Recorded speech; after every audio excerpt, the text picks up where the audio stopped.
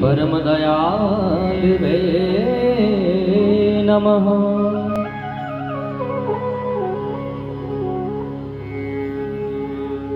ओम वर्णानामर्थ संघाना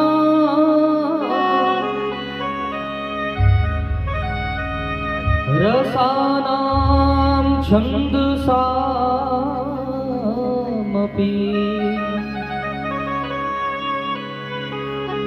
मंगलानां च कर्तारो वन्दे वाणिविनायको।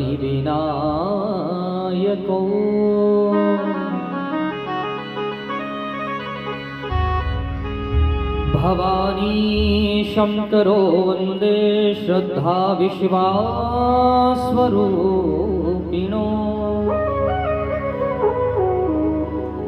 याभ्यां विना न पश्यन्ति सिद्धः स्वान्तस्त्वमीश्वरम्। वन्दे बोधमयं नित्यं गुरुं शङ्कररूपिणम्।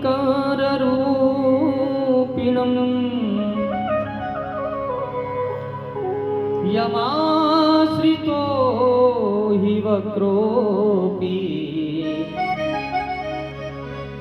चन्द्र सर्वत्र वन्दते।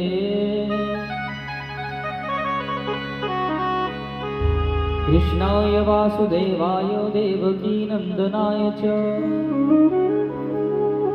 नन्दगोपकुमाराय श्री गोविंदाय नमो नमः।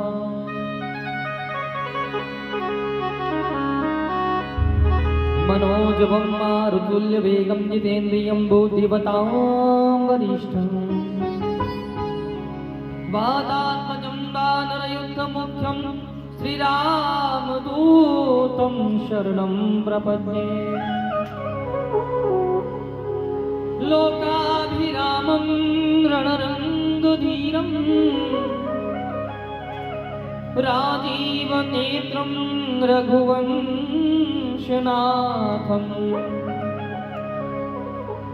कारुण्यरूपं करुणाकरन्तं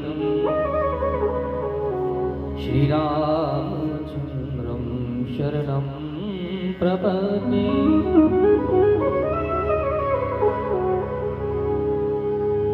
हरे कृष्ण कृष्ण कृष्ण हरे हरे। हरे राम राम राम हरे हरे। आइए हनुमंत पधारिए, मैं कथा कहूँ मति अनुसार। मोरे कंठ विराजो प्रेम सो, दीजो राम भक्ति को दान। जय जय श्री राधा रमण, जय जय नवल किशोर। जय गोपी चित चोर प्रभु, जय जय माखन चोर। बोलिए श्री बाल कृष्ण लाल की जय, श्री रास बिहारी लाल की, श्री कुंज बिहारी लाल की जय। जय जय श्री राधे, जय जय श्री राधे, जय जय श्री राधे।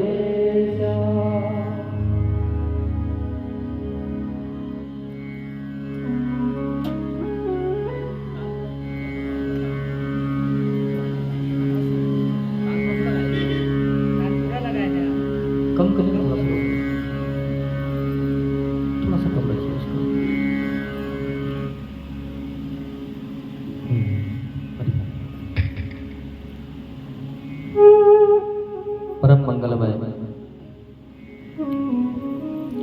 परात्पर अखिलेश्वर अकारण करुणालय करुणालय के सागर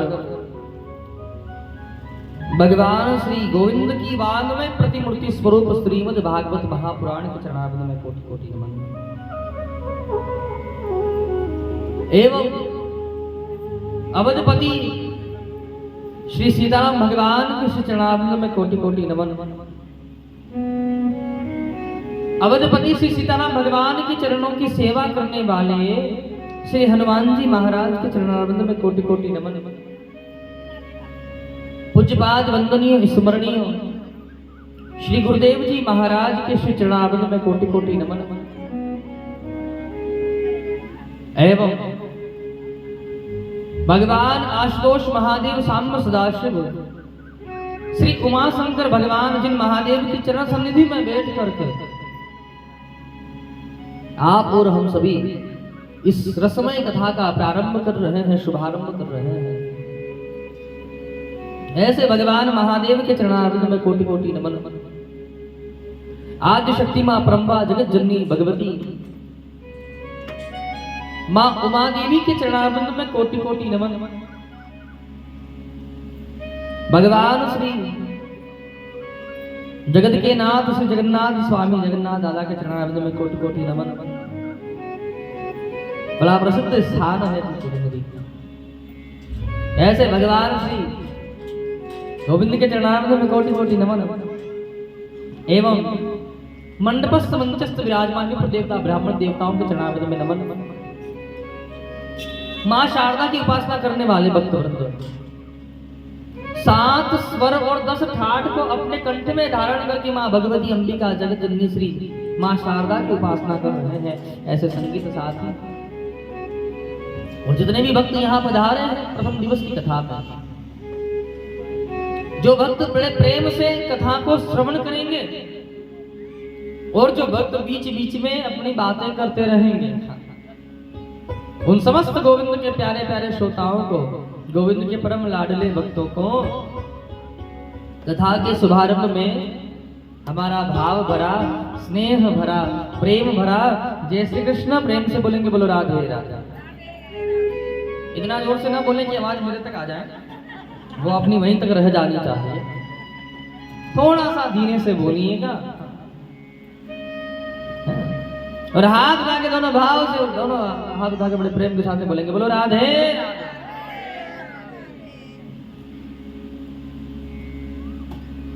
आइए बड़े भाव के साथ में आज की पावन मेला प्रसंग को प्रारंभ करेंगे। उससे पूर्व भगवान का नाम स्मरण करेंगे बड़े प्रेम के साथ में सभी भक्त। आइए बड़े भाव के साथ में भगवान नाम संकीर्तन करेंगे, उसके साथ ही आज की पावन कथा को प्रारंभ करेंगे।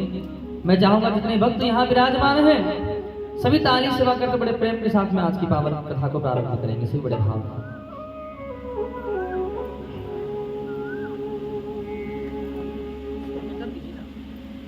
बोलिए, वो लगा के देंगे साइड में लाकर, इसको कर दीजिए, आप सेट कर दीजिए इसको। क्या है ना भैया, अब जो है इंटरनेट का जमाना हो गया, उसके साथ नहीं चलूंगा तो भी पीछे रह जाऊंगा। ये दुनिया की दौड़ धूप है, नहीं करो तो भी समस्या है। तो हाँ, वो जो कैमरा वाले भैया आप ही स्टैंड को इधर लगा दीजिएगा, आपको उसमें डिस्टर्ब ना हो, है ना। और आपके उसमें अगर वो लीड लग रहा हो तो फिर उसको मैं रुकवा दूंगा। लीड लगा नहीं क्या आप? नहीं लगा, साइड में इधर आगे पीछे कर दीजिएगा ताकि हमारा भी ब्लर ब्लर ना। ठीक है, यूट्यूब का जमाना है जी, आप करेंगे और अपने हिसाब से उसको सेट कर दीजिएगा, है ना। आपका बड़ा वाला सेट किया, छोटा सा हमारा भी कर दीजिएगा। प्रेम से बोलेंगे बोले राधे राधे। आइए बड़े सावधान होकर के भगवान का नाम गान करेंगे सभी। ये प्रभु आपके नामोच्चार से हमारे मन और वाणी दोनों ही पवित्र हो जाए, ऐसे हमारे को कृपा कराए। बड़े भाव के साथ लगाएंगे। हो जय राधे राधे राधे गोविंद राधे गोविंद राधे गोपाल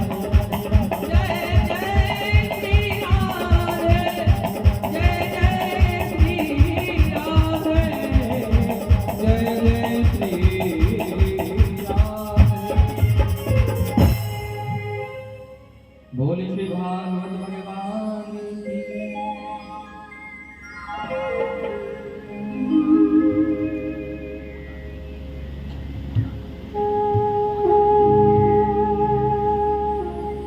आइए बड़े भाव के साथ में सभी एकाग्र होकर के रसमय कथा को आस्वादन करें। श्रीमद् भागवत महापुराण।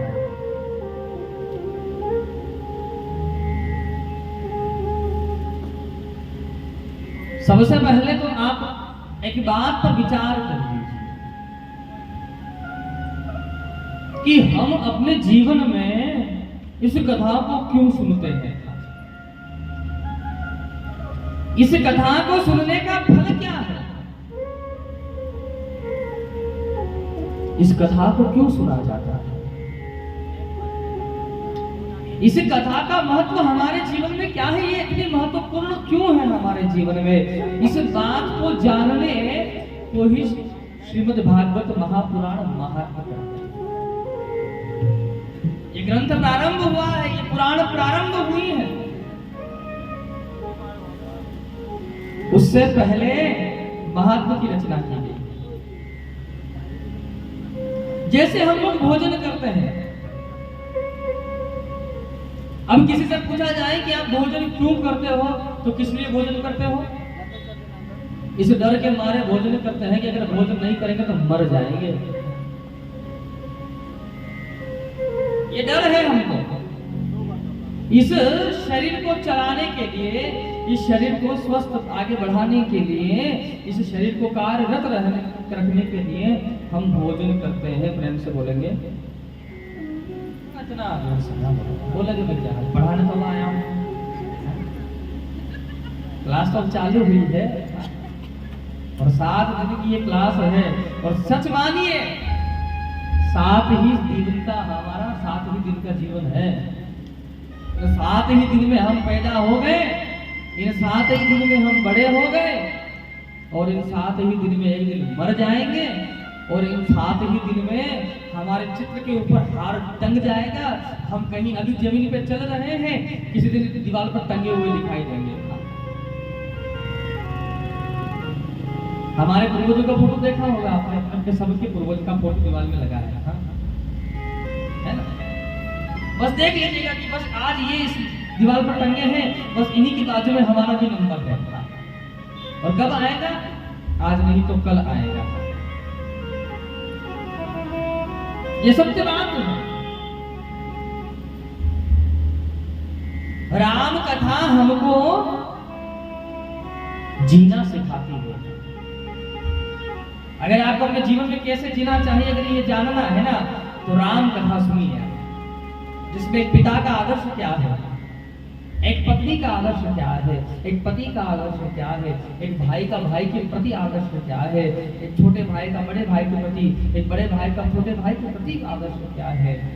जो कुछ जानना हो, सेवक का स्वामी के प्रति, स्वामी का सेवक के प्रति अगर आप कुछ जानना चाहते हो, आदर्श या नियम या कुछ भाव जानना चाहते हो, तो आप राम कथा सुनना प्रारंभ कीजिए।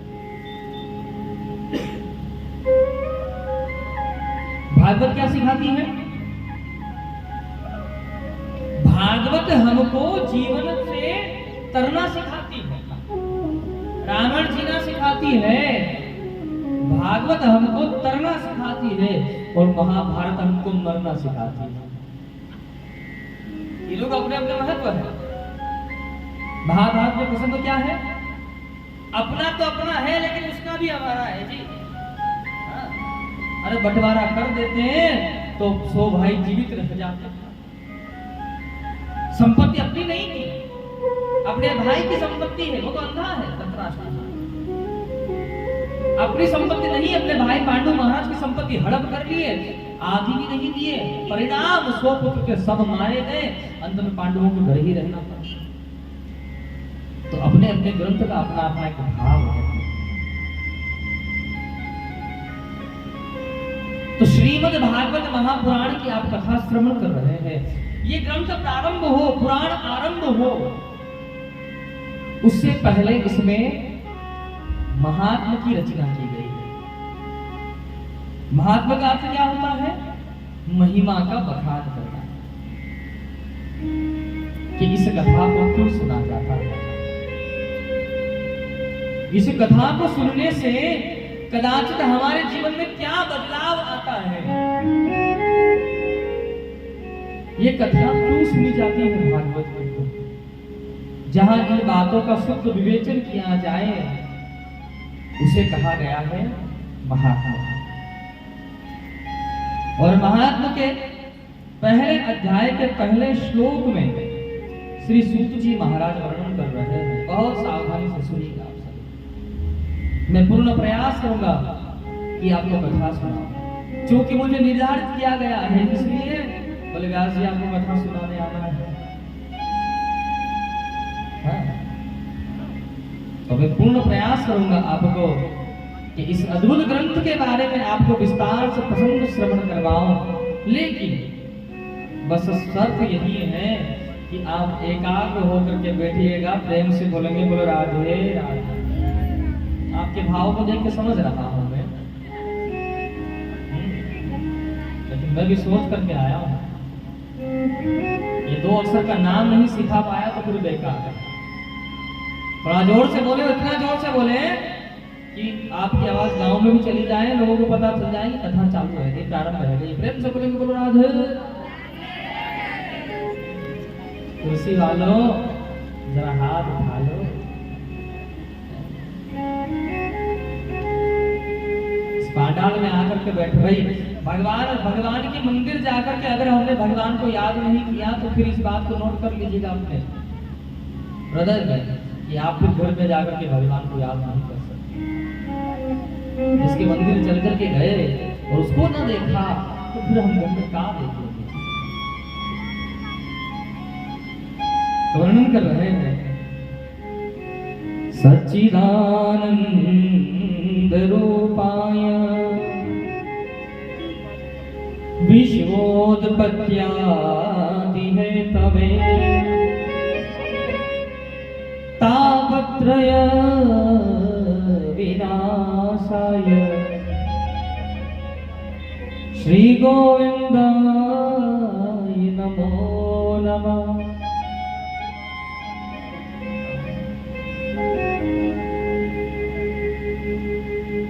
सबसे पहला शब्द कहा है सच्चिदानंद रूपाय।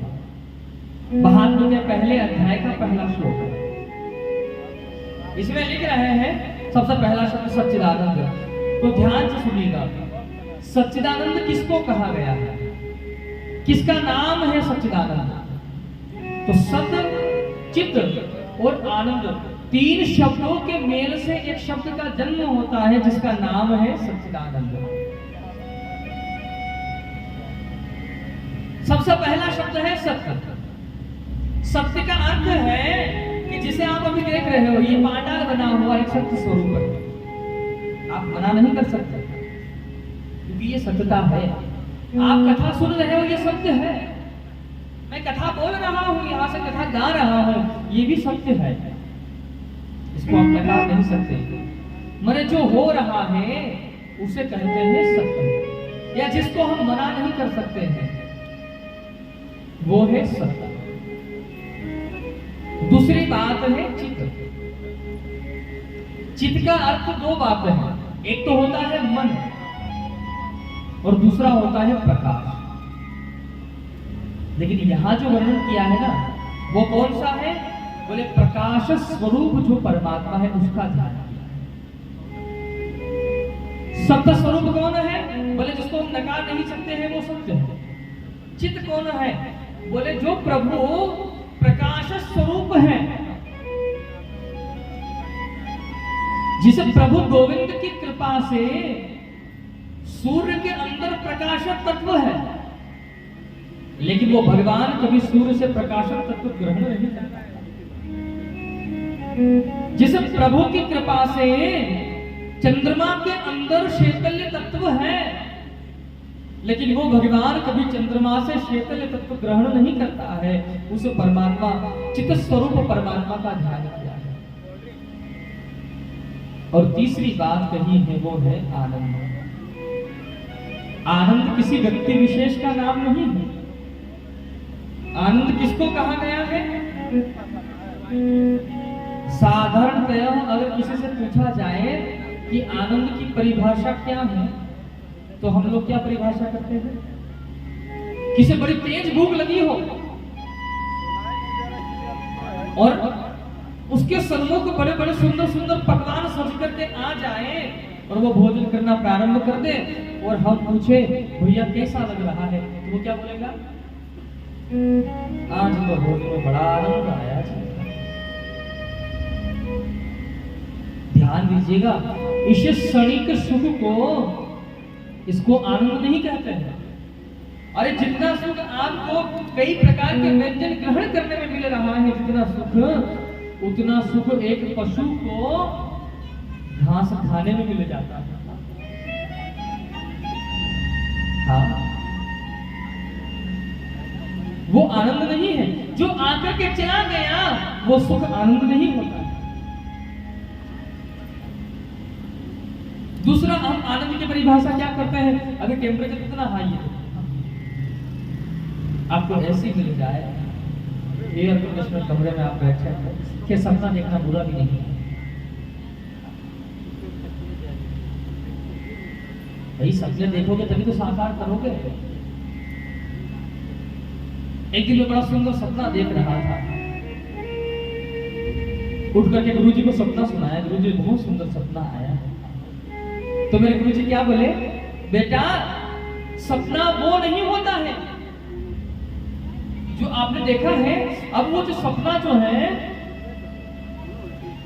वो नहीं जो आपने देख लिया है, सपना वो है जो आपने साकार किया है। आपका सपना बहुत अच्छा है, लेकिन अगर इसको आपने साकार नहीं किया तो फिर सपना क्यों देखा है? हमने भागवत कथा सुनी और उसको अपने जीवन में नहीं उतारा तो हमने क्या कथा सुनी है? 3 घंटे आकर के यहाँ पांडाल में 5 बजे से मैं देख रहा हूँ सब बैठे हैं, बस मैं ही नहीं आया। और 9 बजे तक बैठेंगे, अपना घर परिवार सब घर दूरा छोड़ करके आप यहाँ आए हो और यहाँ से प्रसाद लेकर के गए और जो सुना सब भूल गए, जीवन में नहीं उतारा तो क्या कथा सुनी है? इसे तो 3 घंटे घर पर रहते, कम से कम घर की रखवाली तो करते, टाइम से भोजन तो बना ही रहते घर में के लिए। हाँ?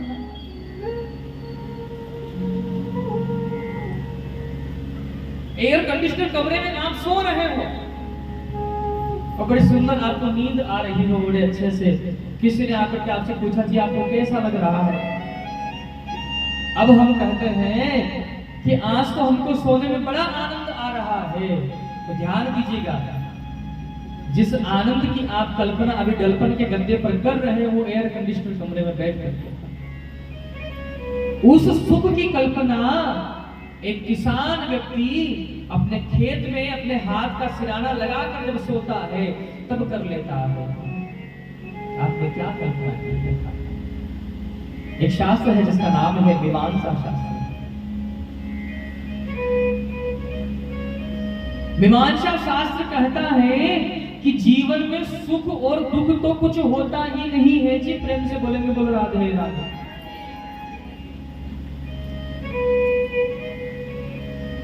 सुख और दुख होता ही नहीं है। अब आप कहोगे जब सुख और दुख नहीं होता तो ये कहां से आया? तो ध्यान दीजिएगा, हमारे मन की कल्पना ही सुख को जन्म देती है और हमारे मन की कल्पना ही दुख को जन्म देती है। आप यहाँ पांडाल में बैठे हो, भले ही पंखा न चल रहा है, लेकिन हमने सोच लिया कि बड़ा आनंद प्राप्त हो रहा है, यही सुख है आपके लिए। और आप यहाँ पांडाल में बैठे हो, पंखे लगे हैं, कूलर चल रहे हैं, उस सुख में बैठ करके आपने अपने मन को न समझाया, फिर भी आपके मन ने कह दिया कि मेरे कूलर तो ठीक हवा नहीं दे रहा है, ये व्यवस्था ठीक नहीं है, यही दुख की कल्पना, ये आपके मन की कल्पना है। व्यक्ति को क्या सोचना अच्छा? देखिए एक बात मैं आपको समझा दूं, ये शरीर जो है ना, इससे जितना लाड लगाओगे उतना ही कमजोर होता चला जाएगा। ये बात जान लीजिए, जितना लाड इस शरीर का लड़ाओगे, जितना स्नेह करोगे इस शरीर से, उतना ही कमजोर होता जाएगा। और जितना इसे आप कठोर बनाओगे उतना ही मजबूत हो जाएगा। प्रेम से बोलेंगे लगा देगा। अच्छा, भोजन करके आए हो क्या? अरे मैं बहुत समय में आया हूँ ना, पता नहीं मैं कब आया, तब आया था, अब आया हूँ। यही राधा नाम का नाम लेकर के झोले में डाल कर मैं चाहूंगा कि आप जब भी मुंह खोलें बड़े भाव के साथ में किशोर जी का नाम बोलेंगे, बोलो राधे राधे। इतना जोर से बोला करें, ये इसलिए बुलवाता हूँ तो पड़ोस में कुछ सो रहा हो ना तो उसकी नींद नहीं आए। अभी मैं कथा बोल रहा था, गा रहा था कृष्ण कथा मंदसौर मध्य प्रदेश में। 21 तारीख को वहां कथा पूर्ण करके 22 तारीख को मैं अवंतिका था, उज्जैन से गाड़ी पकड़ के आपके पास पहुंच, कभी तो आने वाले नहीं तो सही समय से आ जाता। वहां पर मैं जब कथा बोल रहा था तो हमारे यजमान जी महाराज से उनसे कहा सावधान होकर के बैठ। जब वो इतने सावधान होकर के बैठे कि समाधि लगी, मैंने भी ध्यान न दिया उनकी तरफ। मस्त कथा, घंटे भर की कथा गाई, तब देखा तो पता चला कि वो तो सो गए। तो भाई देखो, इतने सावधान होकर के बैठना कि आपको नींद न आए। बीच बीच में राधे राधे बोलते रहिए कि थोड़ी आपको एनर्जी बनी रहे और ये पता रहे कि मैं क्या बोल रहा था। तो यहाँ वर्णन कर रहे हैं, मैं प्रसंग वर्णन कर रहा था। सत स्वरूप परमात्मा है, चित स्वरूप परमात्मा और आनंद की वो परिभाषा कर रहा था। आनंद वो नहीं जो क्षणिक सुख है। शास्त्र क्या कहता है आनंद के बारे में? तो शास्त्र उल्लेख करता है कि जो आनंद सिंधु सुख राशि सी करते त्रिलोक सुपासी, जो आनंद सिंधु सुख राशि। राम कथा में तुलसी बाबा लिख रहे हैं, कब भगवान राम जी का जन्म हुआ था। सी करते त्रिलोक सुपासी, राम जो आनंद सिंधु सुख राशि, सी करते त्रिलोक सुपासी। और आगे लिख रहे हैं, जो सुख धाम राम असनामा। तुलसी बाबा लिख रहे हैं, जब भगवान राम जी का प्राकट्य हुआ है अयोध्या में, तो लिख रहे हैं कि आनंद का जन्म हुआ है। भगवान का नहीं कहा, क्या बोले? आनंद का प्राकट्य हुआ है। और आप अभी कथा प्रारंभ में है, जब चौथा दिन कथा का होगा तो वर्णन आएगा कि नंद घर आनंद भयो, जय कन्हैया लाल की। जब भगवान कृष्ण का प्राकट्य होगा तो यहाँ पर वर्णन कर रहे हैं सुखदेव बाबा की, राजन पुत्र का जन्म नहीं हुआ है, किसका जन्म हुआ है? आनंद का जन्म हुआ है। आप यही गाओगे, नंद घर आनंद भयो, जय कन्हैया लाल की। आज तक किसी ने ये नहीं गाया है कि नंद घर लाला भयो, जय कन्हैया लाल की। आज तक ऐसा किसी ने नहीं गाया, सबने यही गाया है, नंद घर आनंद भयो। तो आनंद स्वरूप कौन है? बोले वो परमात्मा है। तो सत कौन है? परमात्मा। चित कौन है? वो भी परमात्मा। और आनंद कौन है? बोले वो भी परमात्मा है। ऐसा यहाँ वर्णन। दूसरी बात कही, विश्वोत्पत्त्यादि है, विश्व की उत्पत्ति करता है, विश्व का संहार करता है, विश्व की उत्पत्ति करता है, विश्व का संहार करता है। जिसे प्रभु की कृपा से ही इस दिन पृथ्वी का जन्म हुआ है। आपका हमारा लालन पालन हो रहा है और एक दिन सब समाप्त हो जाएगा उस प्रभु की कृपा से। आगे लिखा है, तापत्रय विनाशाय। 3 प्रकार के ताप होते हैं जीवन में, कि देहिक दैविक भौतिक तापा। तुलसी बाबा लिख रहे हैं राम कथा में, कौन कौन से ताप होते हैं? देहिक ताप, देविक ताप और भौतिक ताप, ये 3 प्रकार के ताप हैं। इन तीनों प्रकार के तापों से जो मनुष्य को मुक्त करने वाला है, बोले ऐसा परमात्मा कौन है? तो यहाँ लिख रहे हैं श्री कृष्णाय वयम नमः। ऐसा केवल एक ही भगवान है और वो है भगवान श्री कृष्ण। चाहते तो यहाँ पर सूत जी महाराज ये बात कह सकते थे श्री कृष्णाय नमः, लेकिन क्या लिखे हैं? श्री कृष्णाय वयम नमः। वयम का अर्थ है बहुवचन, अकेला में नहीं। हम जितने भक्त यहाँ बैठे हैं वो समस्त भक्त मिलकर के उस भगवान को प्रणाम कर रहे हैं। प्रेम से बोलेंगे बोलो राधे राधे। दूसरे श्लोक में महात्मा में वर्णन कर रहे हैं कि हम प्रोव्रजन्तमनुपेतमपेत कृत्यम द्वैपायनो विरह कातर आजुहाव पुत्रेति तन्मयतया कर्मोऽभिनेतु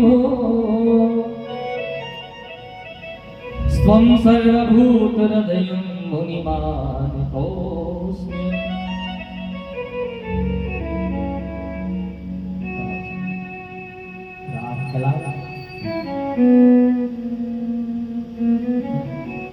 वर्णन कर रहे हैं। देखिए अभी आप जो कथा सुन रहे हैं, भगवान श्री कृष्ण कहते हैं अर्जुन अक्षरों में मैं अ हूं, अक्षरा नाम अकारस्मि। मेरे बाद सब है लेकिन मुझसे पहले है कोई? अरे आप तो पढ़े लिखे हो, अरे सर को हिला दो। हम तो कम पढ़े हैं। हम इतने पढ़े हैं कि जब स्कूल से आए थे मार्कशीट लेकर के, जिसमें नंबर देते हैं, तो गुरुजी ने इतने नंबर दिए थे, अध्यापक जी ने। घर लेकर आए, हमने कहा डांट पड़ेगी, तो हमने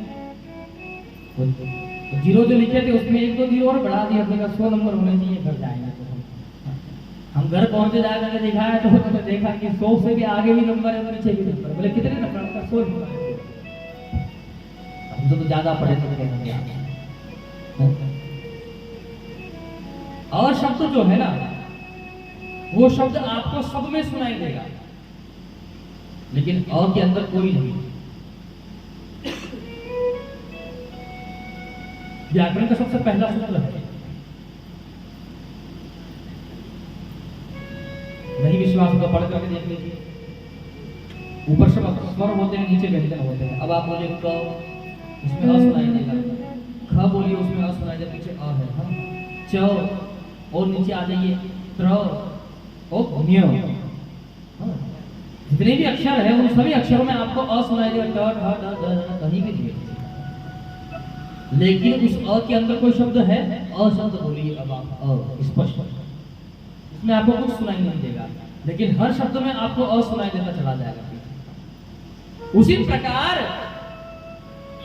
मनुष्य अलग अलग है, इनके नाम अलग है, लेकिन इनके अंदर जो आत्मा है वो सब में अरूपी आत्मा सबके अंदर बैठा है, लेकिन अ यानी परमात्मा के अंदर कोई नहीं है। प्रेम से बोलेंगे बोलो राधे राधे। बातें इतने हैं, बातें कर रहा है। यहाँ वर्णन कर रहे हैं यम प्रोव्रजन्त मनुपेत मपेत कृत्यम द्वैपायनो विरह कातर आजुहाव पुत्रेति तन्मयतया कर्मो विनेतुस्त्वं सर्वभूतहृदयं मुनिमानतोऽस्मि। जिसका जन्म हुआ, जिसने अपनी माता को माता नहीं कहा है, जिसका जन्म हुआ, जिसने अपने पिताजी को पिताजी नहीं कहा है, एक बार भी जिसने मुड़ करके पीछे न देखा, जो सर्वस्व छोड़ करके वन के लिए प्रस्थान कर गए, ऐसे भूत भावन से सुखदेव बाबा का यहाँ पर ध्यान किया है। और तीसरे श्लोक में यहाँ पर वर्णन कर रहे हैं कि नैमिषे सूतमासीन मभीवाति महामतिं कथामृतरसस्वाद पोषण शोनको प्रवीण। महात्मा के पहले अध्याय के 30वें श्लोक में वर्णन किया है कि एक स्थान है, जैसे आप और हम सभी भगवान महादेव की सन्निधि में बैठकर के कथा सुन रहे हैं, गान कर रहे हैं, ऐसा ही एक स्थान है जिसका नाम है नैमिषारण्य। वहां पर शौनकादिक ऋषि विराजमान है जो अपनी पूजा पाठ से निवृत्त हुए, अपने नित्य कर्म से निवृत्त हुए हैं और निवृत्त होने के पश्चात में मन में ये विचार कर रहे थे कि अब हमको क्या करना चाहिए। जैसे सुबह उठे और आप अपने घर से काम काज से फ्री हो गए, अब आपके पास में 12 बजे से सुबह 5 बजे तक कोई काम नहीं है, उसके बाद घर के फिर काम चालू हो जाएगा। इस बीच में क्या करें? तो चलो कुछ नहीं तो बैठे बैठे टीवी देख लेते, कुछ नहीं तो बैठे बैठे मोबाइल पर। और अब तो देखो जी, पहले तो नन्हे मुन्ने बच्चे मोबाइल चला रहे थे और उस पर वीडियो बनाते थे। देखो बड़े हमारी माताएं भी वीडियो बनाती हैं, फिर आपके यहाँ नहीं बनाती होंगी। ध्यान दीजिएगा, एक बात समझ लीजिए, मोबाइल फोन जो है आपकी सुविधा है, ये इसे आप अपने जीवन में दुविधा ना बनाओ, नशा ना बनाओ इसका। हमारे भारत देश का दुर्भाग्य है, हमारे भारत देश का मैं तो दुर्भाग्य मानता हूं ये। इसे फोन तो मिल गया है लेकिन फोन चलाना बंद करना नहीं सीखा है। मंदिरों में हम लोग जाते हैं, जानते हो क्या करते हैं? भगवान के दर्शन नहीं, पहले ये देखते हैं कि जुगाड़ ऐसा कौन सा बने कि भगवान का फोटो खींच जाए। जहां लिखा है स्पष्ट फोटो खींचना सख्त मना है, छुपा छुपू के फोटो खींच लेंगे भगवान। अरे तू मोबाइल में उस भगवान का फोटो ना लिख रहे भैया, अपने इस आंखों के द्वारा भगवान को फ्लैश मार और दिल रूपी जो मेमोरी कार्ड है इसमें भगवान की पिक्चर को सेव कर कि जब इच्छा हो आंख बंद करे और भगवान का दीदार हो जाए। मौत हो ना आ जाए वो भी ध्यान रखना, नहीं घर जाके रोटी कैसे बनाओगे? थोड़ा जोर से बजा लो, भगवान ने हाथ दिए तो बजाओगे। हम भगवान के मंदिर गए और हमने भगवान को देखा नहीं, उस फोटो के चक्कर में रह गए, पीछे वाले ने धक्का मारा सो आगे निकल गए। तो देख लो भगवान को, इतनी दूर पहुंचे हैं। एक तो भगवान तो दिल्ली दूर बैठे हैं, कहीं पर भी जाओ जहां देखो भगवान ऊंचा बैठा है चढ़कर। भगवान क्या बोलते हैं? अरे थोड़ी तो मेहनत कर मेरे पास आने के लिए। और ध्यान दीजिएगा, भगवान को छोटी चीज नहीं तो रास्ते चल चल मिल जाए। भगवान बहुत ऊंची चीज है जिसके लिए ऊंचा उठना पड़ेगा, जमीन से भी और ज्ञान से भी और हमारी आत्मा से भी उठना पड़ेगा, तब जाके भगवान का दीदार होगा। आप सोचो कि रास्ते चलते मिल जाए तो रास्ते चलते 10 रुपया मिल सकता है लेकिन भगवान नहीं मिल सकता। हाँ, जहां कहीं जाओ भगवान को, मैं तो ये कहूंगी जगन्नाथ दादा के दर्शन करने जाओ, ऊंचा चढ़ के बैठा है, सीढ़ियां चढ़ते चले जाओ, चढ़ते चले जाओ। भगवान कहते हैं कि इतना योग्य बन जा, थोड़ा ऊपर उठ।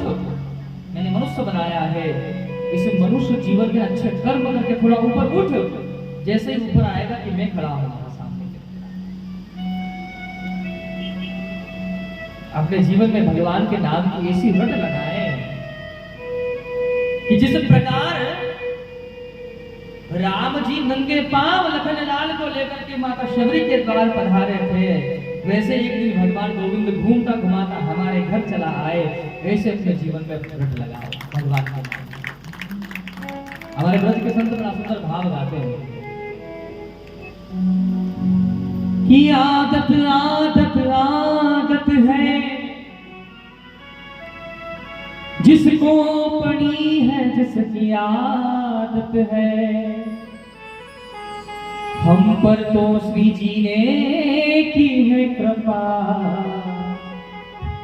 राधे कहने की आदत है। ओ राधे राधे राधे कहने की आदत सी हो गई है। बड़े भाव से ताली से आकर के प्रेम से गाएंगे सभी। ओ श्री जी के चरणों में रहने की आदत सी हो गई है। राधे राधे ओ राधे राधे राधे कहने की आदत सी हो गई है। राधे राधे राधे कहने की आदत सी हो गई है। ओ राधे राधे राधे कहने की आदत सी हो गई है। राधे राधे राधे कहने की आदत सी हो गई है। ओ श्री जी के चरणों में रहने की, ओ श्री जी के चरणों में रहने की आदत सी हो गई है। राधे राधे राधे कहने की आदत सी हो गई है। राधे राधे राधे आदत सी हो गई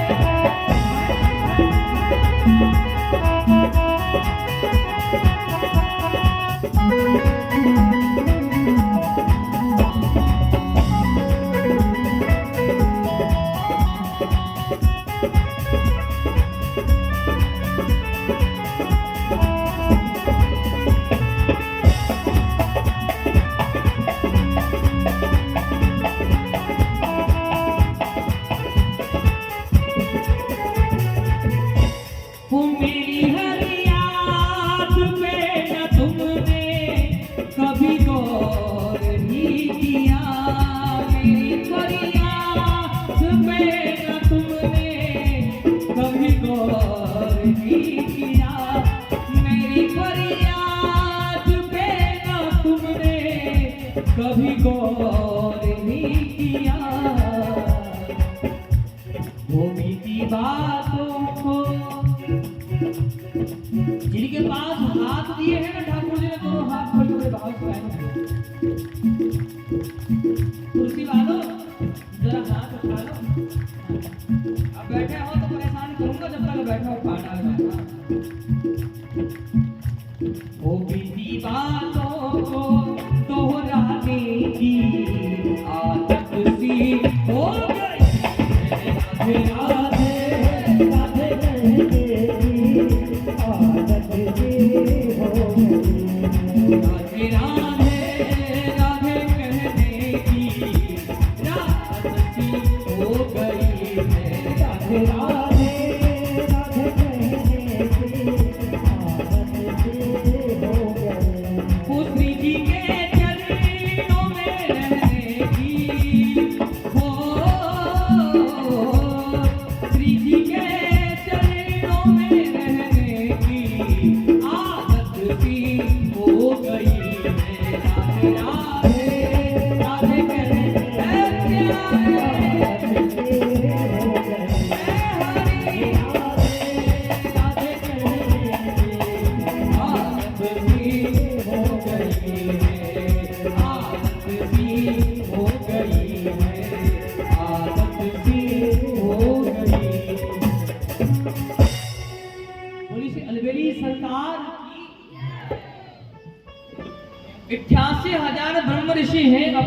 पाठ से निवृत्त हुए, अब सोच रहे हैं ऐसा हम कौन सो काम करें कि जिस जाते हमारे समय को सदुपयोग हो जाए।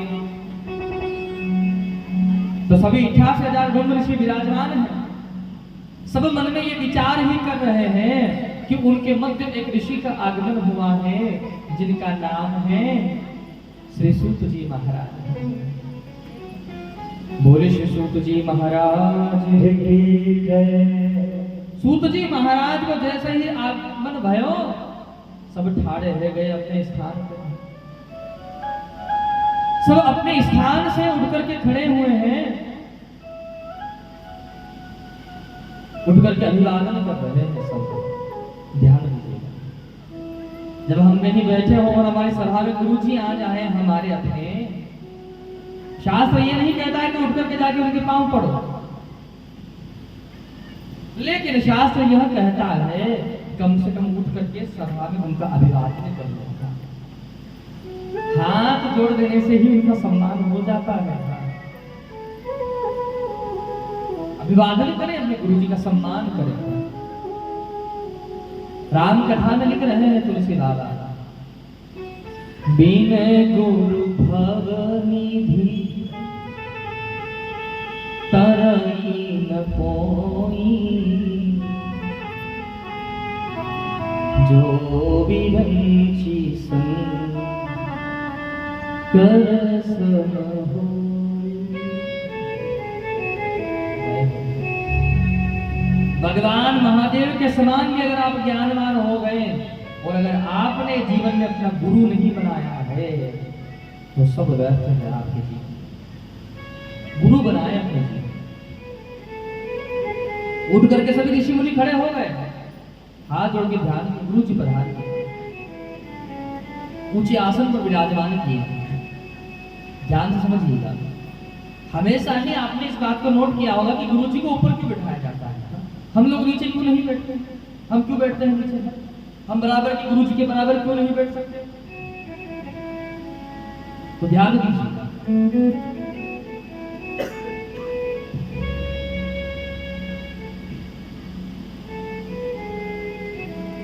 अब तो आपके घर में इन्वर्टर की सुविधा हो गई ना। इन्वर्टर लाइट चली जाती है, इन्वर्टर ऑन होता है। पहले के समय में जब इन्वर्टर नहीं था तो घर में क्या जलाते थे? दीपक। तो दीपक को नीचे रखोगे तो उसका प्रकाश कहाँ जाएगा? तो पहले के समय जब दीपक जलाते उसको कहाँ रखते थे? ऊंचा लगाते थे, ऊंचा ढकते थे कि ताकि उसका प्रकाश जो है पूरे घर में। तो गुरुजी को इसलिए ऊंचे आसन में विराजमान करते हैं कि गुरुजी के पास जो ज्ञान का दीपक है, उसका प्रकाश है, जब वो जलना प्रारंभ करे तो उसका प्रकाश चारों ओर फैल जाए, प्रेम से बोलेंगे। इसलिए व्यास मंच हमेशा ऊंचा होता है, श्रोता हमेशा नीचा है। ऊंचे आसन पर सूत जी महाराज को बिठाए हैं और उसके बाद में हाथ जोड़ करके शौनक बाबा ने एक जी खड़े हुए हैं। शौनक जी महाराज और हाथ जोड़ करके बोले हैं, श्रीमद् भागवत महापुराण के महात्म्य के पहले अध्याय के 4थे श्लोक में लिख रहे हैं, श्री शौनक उवाच।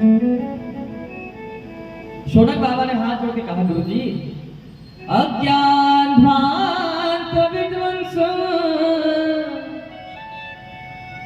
कोटि सूर्य समप्रभा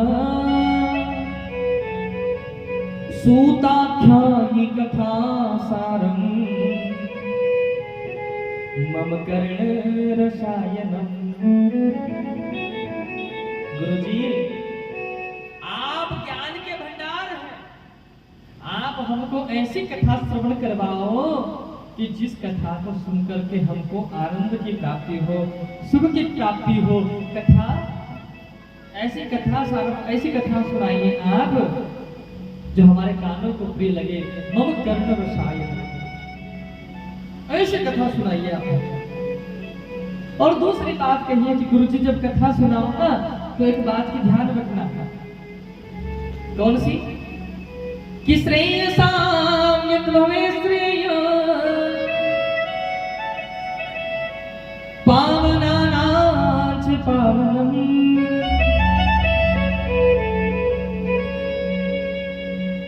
कृष्ण प्रा सागर शाश्वत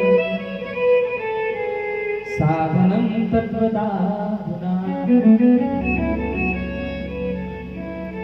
ऐसी कथा सुनाओ गुरुजी कि जिस कथा को सुनने से हमें भगवान श्री कृष्ण की प्राप्ति हो जाए।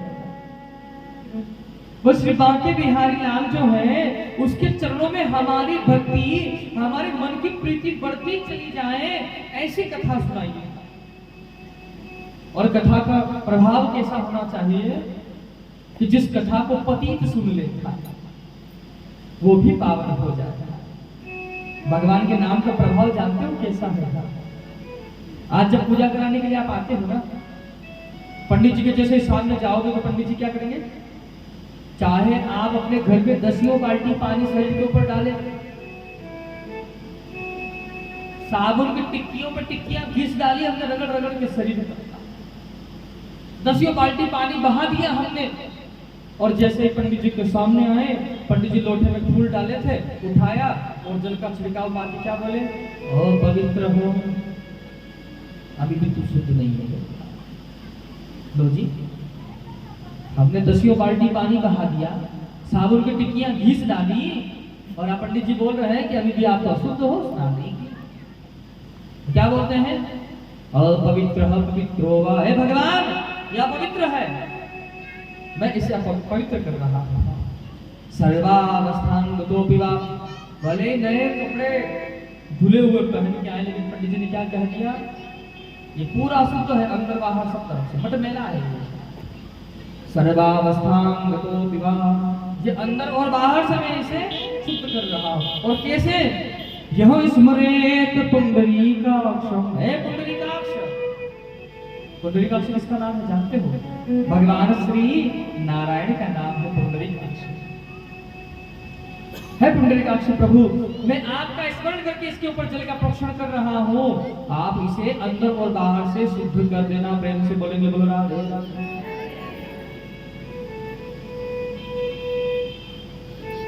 तो भगवान का नाम का प्रभाव कैसा है कि जिसको पति ये अपवित्र सुन ले तो वो पावन हो जाए, ऐसा भगवान गोविंद की कथा है।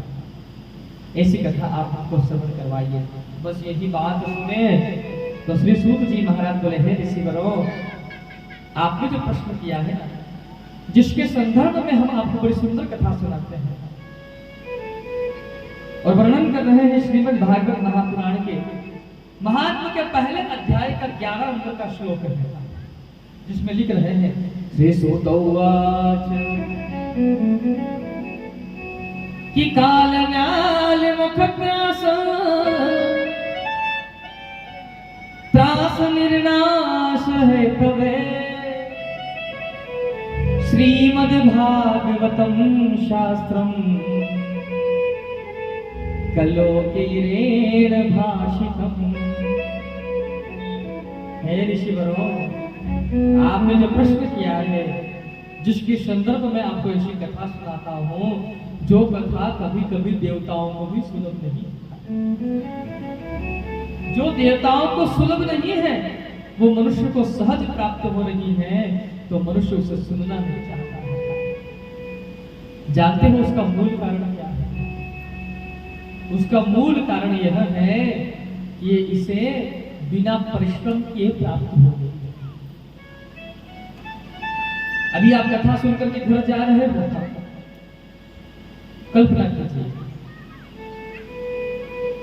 और जैसे ही घर के लिए जा रहे हो, पांडाल से बाहर निकले और चलते चलते चलते चलते जैसे घर आने वाला है कि आपको बहुत बड़ा एक बैग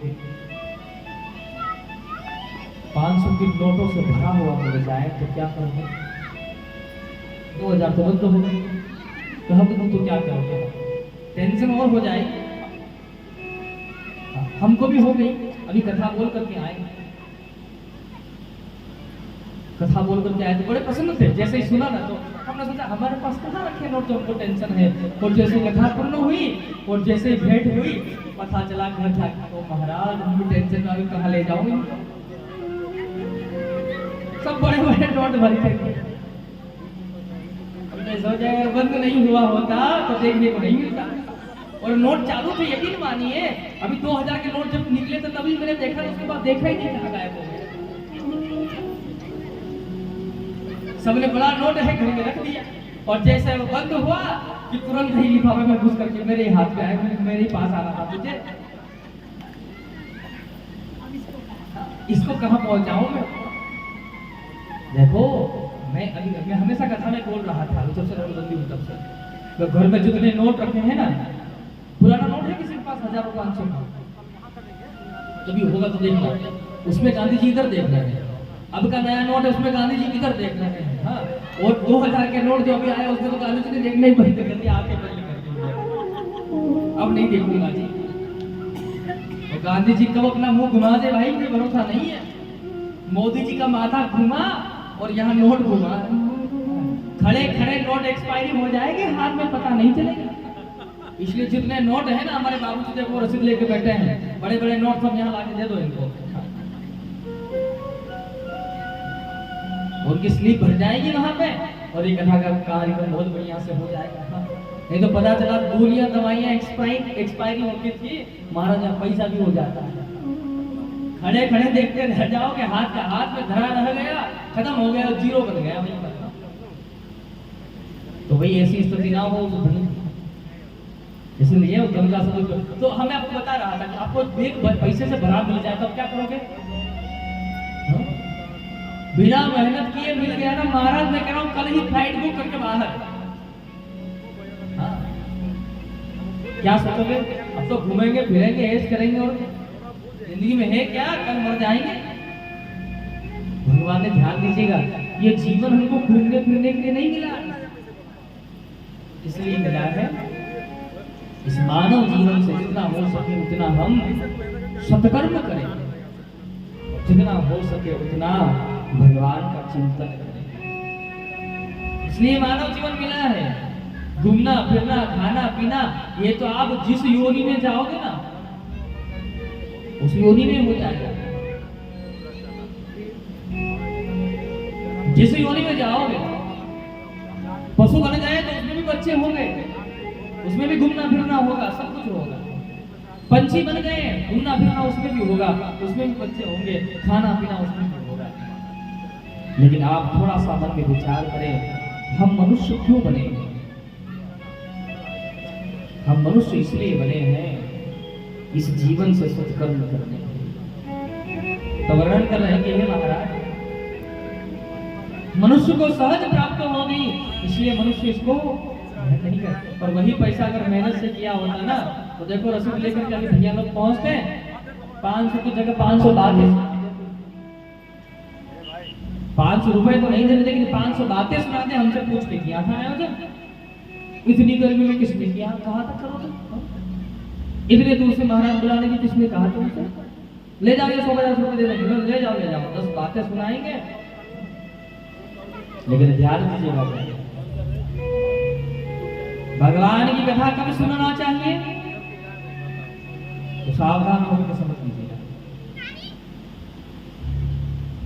जिस प्रकार हमको भूख लगती है और हम भोजन ढूंढना प्रारंभ कर देते हैं, उसी प्रकार जैसे ही मन हो जाए भगवान की कथा सुनने का, तब ही हमको कथा सुन लेनी चाहिए। प्रेम से बोलेंगे भगवान। अच्छा, ईमानदारी से सब बोले हो? हाँ, एक बार ईमानदारी से बोलिएगा, बोलो राधे राधे। पहली बार बोल रहे थे ऐसे ईमानदारी से। हाँ, थोड़ी तो ईमानदारी रखो, भगवान के लिए तो रखो कम से कम। अब यहाँ पर वर्णन किया है कि एक बार की बात है महाराज, जो कथा देवताओं को सुलभ नहीं है वो कथा सुना रहा हूं मैं आपको। जब एक बार की बात है, परीक्षित जी महाराज को कथा सुना रहे थे सुग्रीव जी महाराज। उसी समय देवता अपने हाथ में अमृत कलश को लेकर के आए हैं, और जैसे देवता आकर के सम्मुख बैठे, आकर के सीधे ही बोले हैं किससे? सुखदेव बाबा से, गुरुजी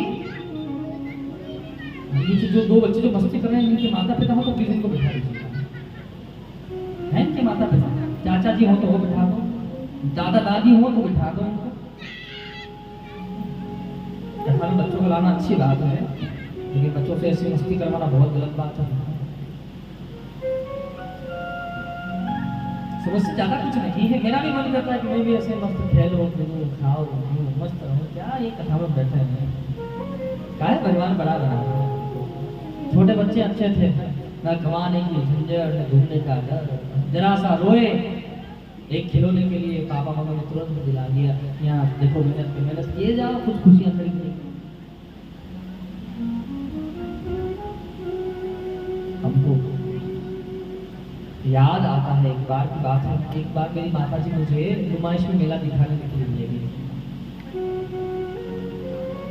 जैसे हम मेला देखने के लिए गए, मुझे उस समय पता नहीं था, मैं बहुत छोटा था, मैं हड्डी बहुत रहा अपने जीवन में। एक बार जो पाने के लिए सोच लेता था ना उसको पा लेता था। उसके लिए इतनी मेहनत करता हूँ, इतनी मेहनत करता हूँ, इतनी मेहनत करता हूँ, इतना प्रयास करता हूँ, गोविंद से इतनी रिक्वेस्ट करता हूँ, प्रार्थना करता हूँ कि गोविंद मेरे झोली को डाल ही देते। गुरु कृपा प्रबल है। एक खिलौने के लिए मैं बहुत रोया, मुझे पता नहीं था कि माता के पास पैसे नहीं है। मैं इतना रोया कि माता ने मजबूरी में मुझे दिला दिया खिलौना।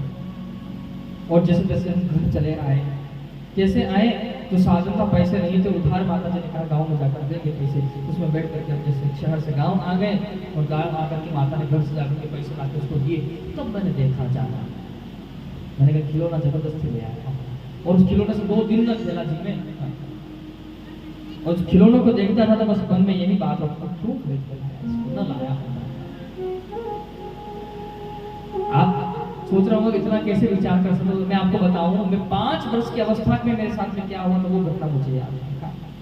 जिस समय मैं 5 वर्ष का था, स्मरण शक्ति बहुत ज्यादा है और किसी को पैसा दे तो बहुत याद रहता है और बाकी कुछ रहे ना रहे ये याद है, ये तो सबको ही रहता है। जब से बोले तो बता दे रहा है। ये बातें मैं इसलिए बता रहा हूँ, ये कथा समझ गई हो कि आप मेरे अपने हो गए हो, आपसे मेरा संबंध अपना हो गया है। हाँ, पहली बार आया था तब की बात एक अलग है, अब आया हूँ अब की बात अलग है, और जब कभी जिंदगी रही और आऊंगा तो तब की बात और अलग हो जाएगी। प्रेम जब अनंत हो गया, हमारे बुझ के संत लिखते हैं, तो रोम रोम संत हो गया।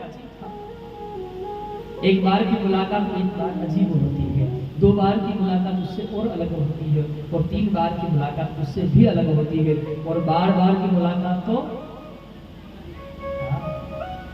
या तो ज्यादा स्नेही बना देती है और या फिर ज्यादा ही दूर कर देती, दोनों में से एक बात हो जाता है।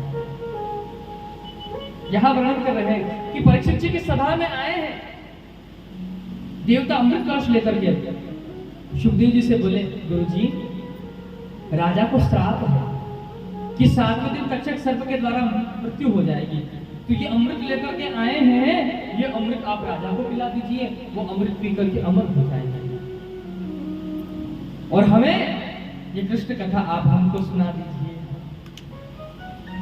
सुखदेव बाबा ने परीक्षित से पूछा, ये पहली बार कथा हो रही थी, सुखदेव बाबा सुना रहे थे, राजन वसुधात्मक कथा लोके वह काच वह मणि रे महान। 2 बातें कही है सुखदेव बाबा ने कि राजन वह सुधा वह कथा लोके, जो अमृत रखा उसकी ओर इशारा किया, कौन तो अमृत पीना चाहता है और कौन इस कथा रूपी अमृत को पान करना चाहता है, लेकिन दोनों में फर्क क्या है, वह काच वह मणि महान। ये अमृत जो है वो क्या है, बोले कांच है, और ये कथा रूपी अमृत क्या है, बोले ये मणि है। अब आप ही बताओ राजन, आप क्या ग्रहण करना चाहते हो, क्या लेना चाहते हो। तो राजा ने कहा, ब्रह्मराट और विचार्य मां तदा देवाच हास्य। हाथ जोड़ करके परीक्षित ने कहा, गुरुजी हमें ये सुधा में अमृत नहीं चाहिए, ये काज तो हमारे पास भी बहुत है, मुझे तो ये बड़ी प्राप्त करा दीजिए। सभा में देवताओं का अपमान हुआ। देवता भागे भागे ब्रह्मा जी के पास पहुंचे। ब्रह्मा जी को जाकर के बोले, बाबा शुद्धि बाबा अपने आप को क्या समझते हैं? हम देवता लोग हैं, हमारा कोई सम्मान नहीं। बोले क्या हो गया? बोले जैसे हम अमृत कलश लेकर के पहुंचे हैं, हमारा तिरस्कार कर दिया है शुद्धि बाबा। ये बात देवता और ब्रह्मा जी महाराज कर रहे थे। इधर पृथ्वी पर 7 दिवस पूर्ण हो गए और तक्षक सर्प ने आकर के राजा को डसा है, परीक्षित को, और उनको मोक्ष प्राप्त हुआ। आकाश मंडल में दुमदुमियां बजने लगी है, अप्सराएं नृत्य कर रही हैं, गंधर्व लोग गान कर रहे हैं। जैसे ही सभी देवताओं ने देखा इतना स्वागत किसका हो रहा है, तो पता चला परीक्षित जी महाराज ने कथा सुनी है, मोक्ष प्राप्त हुआ है। अब ध्यान से सुनिएगा बात को। ब्रह्मा जी महाराज को विश्वास नहीं हुआ भाई, जिसकी मृत्यु सर्प के डस जाने से हुई है उसकी तो अकाल मृत्यु है, उसे मोक्ष कैसे मिल सकता है? ब्रह्मा बाबा ने एक तराजू में, एक पलड़े में भागवत ग्रंथ को रखे हैं और दूसरे पलड़े में दान धर्म योग साधन जप तप सिद्धि सब को रखे हैं। और जैसे तराजू को उठाएं तो श्रीमद् भागवत महापुराण का पलड़ा भारी हो गया। ब्रह्मा जी कहते हैं, देवताओं, जिसे आप एक पुस्तक समझ रहे हो, एक पोथी समझ रहे हो, एक किताब समझ रहे हो, ये कोई पुस्तक नहीं है। श्रीमद् भागवताख्योऽयं प्रत्यक्षः वर्तते। साक्षात मेरे भगवान श्री कृष्ण का वाङ्मय प्रतिस्वरूप है भागवत। कोई काठ की मूर्ति बनाता है, कोई पाषाण की मूर्ति बनाता है, लेकिन श्री वेदव्यास जी महाराज ने शब्दों की मूर्ति बनाई है भगवान श्री गोविंद की भागवत कथा। भगवान गोविंद के श्रृंगार किया है, शब्दों से श्रृंगार करके सब ग्रंथ का निर्माण कर दिया।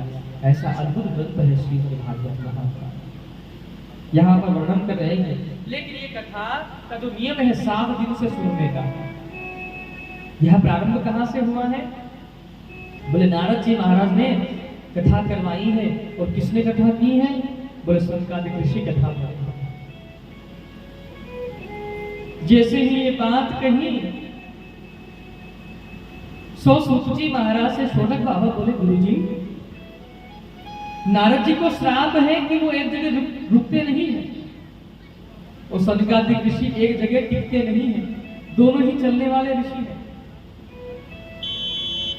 इन्होंने कथा का गान कैसे किया है, मुझे ये कथा सुनना है। तो वर्णन कर रहे हैं कि एक बार की बात है, नारद बाबा अपने हाथ में वीणा लिए और भगवान श्री कृष्ण का नाम स्मरण करते हुए भ्रमण किए हैं। अहम तो पृथ्वी ध्यातो ज्ञात्वा सर्वोत्तमामिति। कि एक बार की बात है, नारद जी महाराज का और सनकादिक ऋषियों का मिलना हुआ। बोले कहाँ? बोले बद्रीनारायण भगवान की तलहटी में। बद्री विशाल गए हैं आप कभी? नहीं गए तो जाइएगा, ध्यान दीजिएगा। बद्री विशाल की ये महत्ता है कि जहां आपको भगवान को याद नहीं करना पड़ेगा, वो अपने आप याद आएगा। आप सोचोगे ऐसा कैसे हो सकता है? उस भूमि की महत्ता है। फिर आप घर को याद नहीं करोगे, आपको परिवार तो याद आएगा ही नहीं, उसके बाद कौन याद आएगा? देखिए, भूमि कितनी प्रकार की होती है? 3 प्रकार की। धर्म भूमि, कर्म भूमि और पता है तपोभूमि। सबसे पहले आते हैं कर्म भूमि। ये कौन सी भूमि है? जहां आप बैठे हो, ये कर्म भूमि में आती है। जहां आप उठे और उठते ही आपको अपने ऑफिस जाना है, जैसे उठे अपने अपने काम काज के लिए भागना है।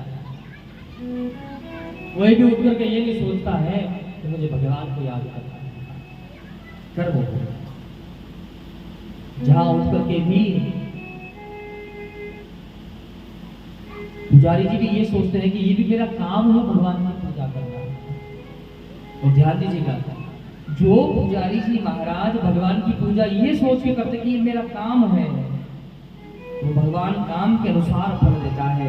और ये सोचते कि बस मेरा भगवान है, मैं सेवा कर रहा हूँ ठाकुर जी की, तो ये भक्ति है।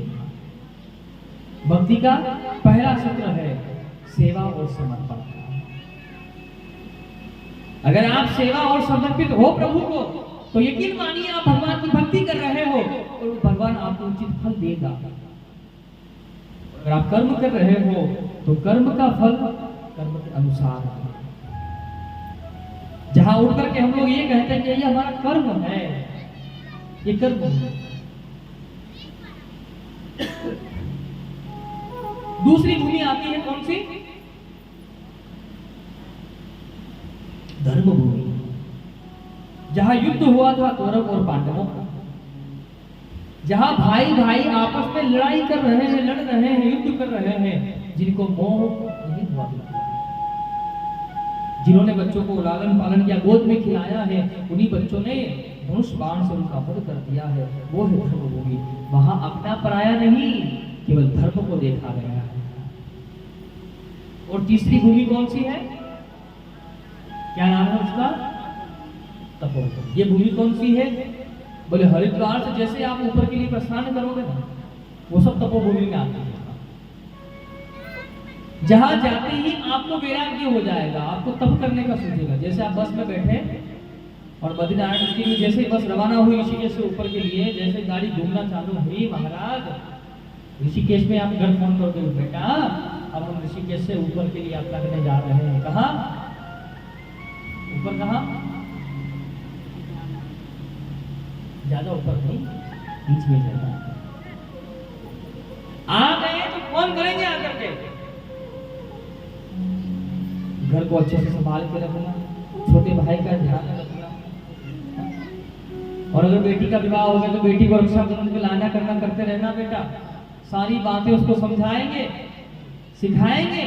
और बस में बैठे और जैसे ही गाड़ी घूमना चालू हुई, कभी जिंदगी में उसने हनुमान चालीसा नहीं करी होगी, कभी उसने हनुमान चालीसा का पाठ नहीं किया होगा, और वहां जाके याद आएगा जय जय जय हनुमान गोसाई,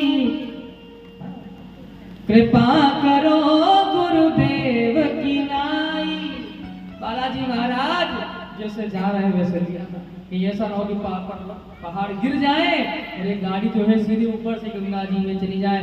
गए थे बद्रीनारायण के दर्शन करने के लिए, भगवान ने थोड़ा तो बेटा इतना तो आया है, थोड़ा सा और आ जा, तो भगवान ने ऊपर ही बुला लिया, यहाँ आ जा भाई। आधे तो चले गए हैं, थोड़ा सा और ऊपर जाओगे तो सीधे भगवान का वैकुंठ का द्वार दिखाई देगा। जैसे कभी भगवान का भजन न किया हो, तो गाड़ी जैसे राउंड मारना चालू होती, अपने आप भगवान याद आता है। और जैसे ऊपर से घूमते घुमाते नीचे आया, तो भगवान खुश रहना भगवान, हम तो ये चलते हैं। वहीं से बार बार भगवान को प्रणाम करके आएंगे, फिर यहाँ घर भाई कैसे गए, बस दर्शन हो गए कैसे, हम तो सोचते थे जा ही नहीं पाएंगे। अब फिर उनसे कहो एक बार और जाओगे, हाथ जोड़ के कहते ना जाओ, कैसे तो जाके आया। और घर आने के बाद में कभी उसने उस भगवान का दीदार नहीं किया होगा, तो वहां देख करके आया। चिंतन करें भगवान का हमेशा कि है बाकी बिहारी, चलते फिरते हमेशा उस भगवान के रखे करते रहे। ओ हिच क्या ना रुके गोपाल, बड़े भाव के साथ में आएंगे सब 40 से। ओ हिच क्या ना रुके गोपाल काट जो भर भर आवे। होता है ना, किसी को हम यहाँ से याद करते हैं तो उसे वहां हिचकी आती है, आती कि नहीं आती? तो इस भजन में भी यही भाव लिखा है कि प्रभु ए पाके बिहारी हे बाके बिहारी लाल मुझे तेरी याद सताती है बाके बिहारी लाल भैया बोली पड़ी ओ हे शाह सलोने सरकार मुझे तेरी याद सताती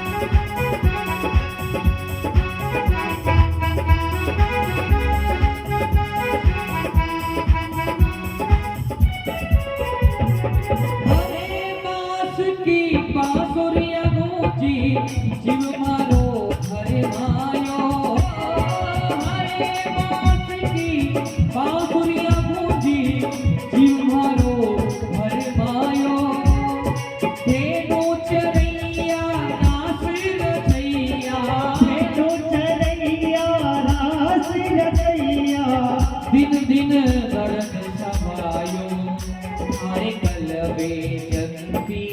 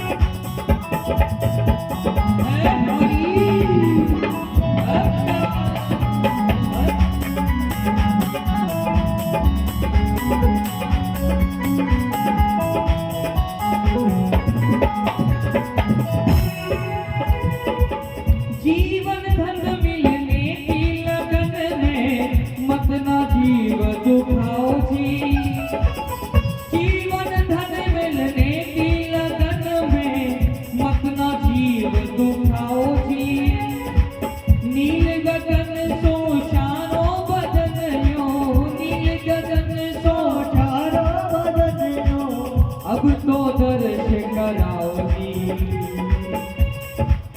और मेरी विनती सुनो जी सरकार दोनों हाथ जोड़ के बड़े भाव से गाएंगे सुनते हो ओ मेरी विनती सुनो जी सरकार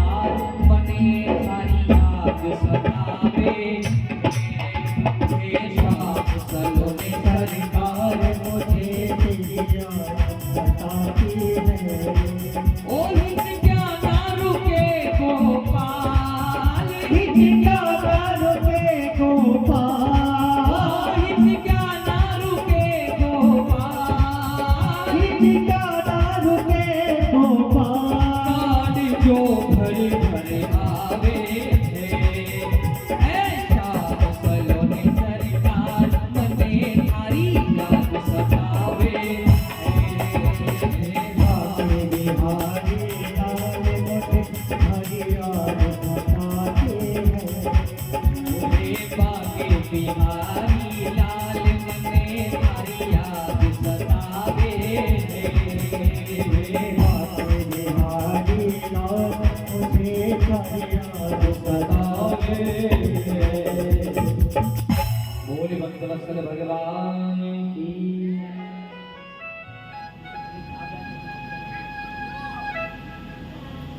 ऐसे अद्भुत कथा का यहाँ वर्णन कर रहे हैं